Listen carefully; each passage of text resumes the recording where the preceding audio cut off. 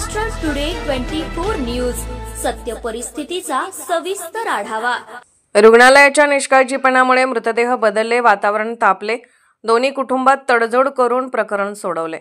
नवी मुंबईतील पनवेल उपजिल्हा रुग्णालयात मृतदेहांची देवाणघेवाण झाल्याचा एक विचित्र प्रकार समोर आला आहे, ज्यामुळे दोन कुटुंबांमध्ये वाद निर्माण झाला आहे। सुशांत मल्लमचे कुटुंब रुग्णालयात आले तेव्हा ही घटना सुरू झाली आणि त्यांना आढळले की हा मृतदेह त्यांच्या मुलाचा नाही। चौकशीत असे आढळून आले की सुशांतचा मृतदेह बिष्णा रावतच्या कुटुंबाने नेला होता, ज्यांनी त्याचे अंतिम संस्कार केले होते। आरोग्य अधिकारी अशोक गीते यांनी सांगितले की 20 ऑक्टोबर रोजी खारघर येथील सुशांत मल्लम आणि नवीन पनवेल येथील सुरक्षा रक्षक बिष्णा रावत या दोघांनीही आत्महत्या केली।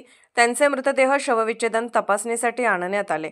डॉक्टरांनी बिष्णा रावतच्या कुटुंबाला मृतदेह घेण्यास सांगितले। रावतच्या कुटुंबाने व्हिडिओवरून मृतदेहाची ओळख पटवली आणि सुशांत मल्लमचा मृतदेह ताब्यात घेतला। नेपाळमध्ये असलेले सुशांतचे कुटुंब 4 दिवसांनी रुग्णालयात आले आणि त्यांनी मृतदेहाची ओळख पटवण्यास नकार दिला। दोन्ही कुटुंबे नेपाळी असल्याने आणि घटना एकाच दिवशी घडली असल्याने रुग्णालय प्रशासनाने ही चूक केली। तथापि रुग्णालय प्रशासनाने नंतर दोन्ही पक्षांना बोलावून तडजोड केली।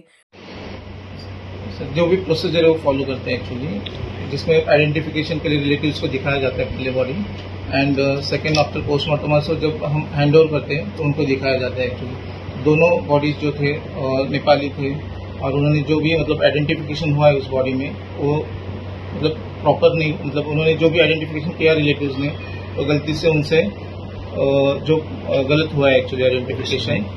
और उसके बाद पोस्टमार्टम के बाद उन्हें जो भी मतलब ये रहेंगे उनमें फॉर्मेलिटीज तो उन्होंने कंडक्ट की है